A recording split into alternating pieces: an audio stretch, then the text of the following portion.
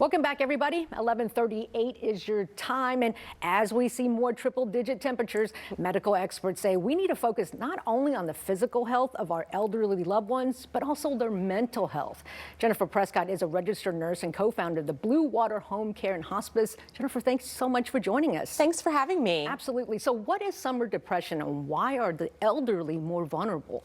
So I think we think about seasonal affective disorder in the winter time, but what we need to remember is sort of a reverse seasonal affective disorder. So seniors are very vulnerable because some of them can't drive. Maybe their mobility is an issue. So we need to be thinking about them in the summertime. So what signs should we look for? You know, we make sure they're out of the heat, but what do we need to ask them? What do we need to look for? So I think that, the summertime, we always think of it should be a relaxing time. But for those of us that are in the sandwich generation, so I have 4 kids, and so it's really busy. Plus I work all the time. And so, if we're traveling in the summer, one of the things that we run into is maybe we're used to, seeing our parent or our grandparent on a regular basis, but now we're not seeing them as much. We're not checking in on them. Maybe we're on vacation, which is really important as a caregiver. We want you to go on vacation.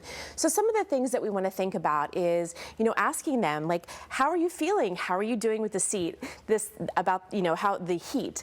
I know yesterday it was so hot outside. I mean, we were really, it was terrible. And so we want to ask them, how are you feeling? How are you feeling with the heat? Is your air conditioning working? Some of the things that we want to look for is, are they depressed? Are they usually out and about and doing fun things with their friends, and then all of a sudden they just want to stay inside? And that's one of those things that we want to think about. So at what point does it get bad enough to call professional help?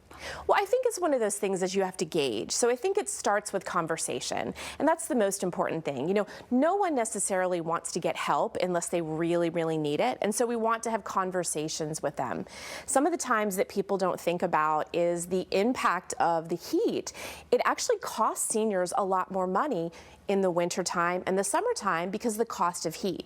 So one of the things that we want to do is look to see, how are they doing? Are they stressed out? Are they not able to pay their bills? Are they, feeling like, they just want to stay inside and not do anything else? So one of the things that we want to do is we want to, have that conversation with them and ask, would you like us to get some assistance for you? Would you like someone to come in and maybe take you to, a fun event or the senior center or something like that? Just checking in on them. Yes. And so if it goes untreated, what can happen? Well, absolutely. So depression is something that we see a lot. It's very prevalent. It's very prevalent in seniors. And so what we want to make sure is that we're not in a downward spiral. The other thing that we need to think about, not only depression, is we have to think about things like people who have heart disease and they have lung disease. Those people that have heart and lung disease may be less wanting to go out into the public. The heat is really impacting them. So those are some of those people that I really want to make sure that we're going to see them. And maybe if you're on vacation or the listeners are on vacation, they can have a family friend or a professional caregiver come in and check in on them. It may be a few hours to maybe 4 or 6 hours, just to make sure they're doing okay. Jennifer Prescott, thanks so much Thank for coming you in to discuss this, and we will be right back.